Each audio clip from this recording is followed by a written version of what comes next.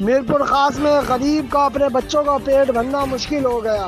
میرپور خاص میں آٹے کی قیمتوں میں اضافے اور مہنگائی کے خلاف عوامی ورکرز پارٹی کی کال پر رہنماؤں نے پلے کارڈز اور بینرز اٹھائے، پریس کلب کے سامنے احتجاجی مظاہرہ کیا اور شدید نعرے بازی کی۔ دیگر کا کہنا تھا کہ حکمرانوں کی نااہلی اور غلط پالیسیوں کی وجہ سے عوام کی مشکلات میں اضافہ ہو رہا ہے۔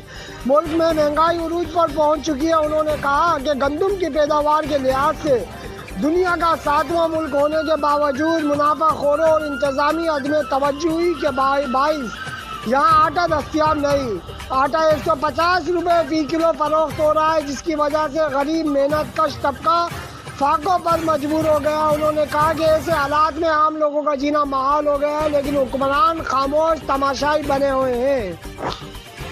محمد احمد کمالی، آزاد ریاست نیوز، میرپور خاص۔